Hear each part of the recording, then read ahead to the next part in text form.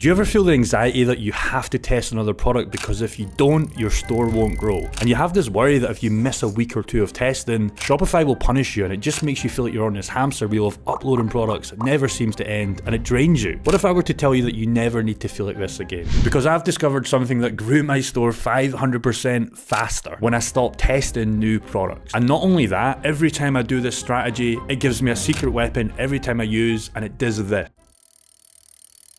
In fact, this whole experiment has led me to believe that we're potentially all getting dropshipping wrong. So this whole thing started around 10 months ago. And even though I just killed 2021's Q4 doing hundreds of thousands of dollars in sales in the last 3 months alone, I was exhausted and I was forcing myself to keep testing new products, driven by this fear that I had to keep finding these winners. Until I finally stopped and I realized that this could not be the way that I'd planned on spending the next 10 years of my life. I sat and looked at my stores in silence for a while as I slowly came to the decision that in order to get my life back together, I needed some time off dropshipping. Now, these stores are my business and I employ people. And these products obviously make sales, and every time I test new products, a ton more sales come in. So just stopping everything is scary. But even with the risk nature of the decision, it still instantly took one giant weight off my shoulders until my brain decided to add another one almost instantly. Why didn't my stores get any return customers? And that's when probably the best decision I've ever made with dropshipping happened. Why don't I just try and make them get more return customers? So I rebuilt both my stores at the time and completely disregarded everything I've ever been taught with dropshipping. The next week I jumped on my store's dashboard and I saw something marvelous. One of the store's customers were already starting to come back and buy again. And when I went to pick my next victim and saw the product that I was advertising and the image I chose to use, I was like, you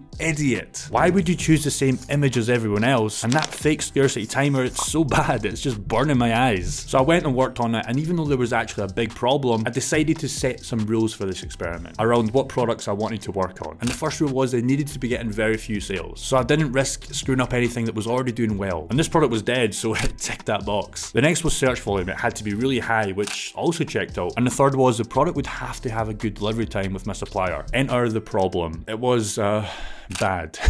But the search volume was so high. I thought, screw the stupid suppliers. I can fix that later. Let's just get this product moving. So I made the change, and about 2 weeks later, nothing happened. And even worse, the product that had the initial uplift in sales was short-lived, and it decided to go back to its lame old self. Now by now I'm a month in and I'm due to launch another store. But to add fuel to the fire, my stores were currently growing at the slowest they had ever been in ages, and Q4 was approaching, which had just brought in a ton more pressure. And I'm not gonna lie, I nearly caved in to launching my old generic smartwatch stores. But then I went back to the store's images and I stared at them for a stupid amount of time. And that's when it hit me. Stop copying everyone's generic product images, you idiot. So I deleted the most punchable product images I've ever seen from the landing page, and I went on a hunt for inspiration. And that's when I discovered this store selling heated vests, and I thought, whoa, I really want to buy that. They're able to charge £219 for their item, while most of their competitors can only charge 30 to 50. Heavily inspired, I made my own version in my own niche, and what happened next blew me away. A few weeks after the change, the store transformed with sales. I was over the moon for about 15.5 seconds until I glanced at my other store and saw a product that I launched and it had never really done as well as I hoped. And this frustration cycle, it started all over again. Now I thought for a while about how to fix this, and then I had the genius idea to just copy what worked before and just be lazy. A week passed and I had what only can be described as the most smug face of the year. This store was getting my most repeat customers ever, and my VAs weren't getting bombarded with customer emails asking why their product looks completely different than what was advertised on the website. And this is actually where it starts to get really silly. See, I've been running this experiment for a while now, and this is really what it comes down to. You see, yes, you can get huge success with selling these generic copy and pasted products. I mean, that's how I've literally ran all my stores in the past, but there's a couple of problems with this strategy. For one, like the whole goal of this video, you're never going to get repeat customers at a good rate, and people will find your stuff on Amazon and eBay most of the time. Yes, you can blast them with ads and get them first, and this is very short-lived, and this is why you're on this constant hamster wheel of always trying to find the next winning product as one after another one dies. And two, most platforms where you run the ads will ban you after some time as they've seen the same copy and pasted stores 1,000 times. Imagine pulling up to Google or Facebook or even TikTok with a store and images no one has ever seen before. It's game over for the competition. But the coolest thing about this whole thing was not just that I got old stores to hit the kind of sales that I wanted and get those repeat customers, it was golf. You see, nobody picks up a golf club for the first time or the second time or the 50th time and goes, hey, and then goes and wins the PGA Tour. In order to do that, you have to practice a ton. And you don't practice in a tournament, you do it before so you can win it. Problem with dropshipping is when we test a new product, we're in the tournament. And if you only ever practice your skills on a new product testing, there's a lot at state. And there's no coincidence that when I stopped doing what everybody else was doing, suddenly my new stores were getting more sales than ever, because my old stores became my practice ground that had taught me what worked and what didn't, which leads me on to why I think we're mostly getting dropshipping wrong. There's no doubt that testing products is super important, and if you're a new dropshipper, it's even more important, because making lots of stores and testing a bunch of products is how you will learn this craft. But I also believe that too many of us are consumed by this fear that we have to constantly keep testing, otherwise we're going to lose it all. Our sales, our rankings, our hamster wheel mindset, and it's just unhealthy. And because of this focus on you, we forget that we have potentially a ton of quality products that we've worked so hard on. If we just learned how to package them better, it could replace the results you hope your new stores might get, with a fraction of the work and stress. The thing is, as much as changing images on your landing page and your description will help your store grow, if your whole game plan isn't crafted in the right framework, it's game over. And that's why you need to treat your product ideas as your practice ground too. And this video here is going to show you how to do that and show you guys how to get the most sales you've ever had in a step-by-step manner, because all the clues are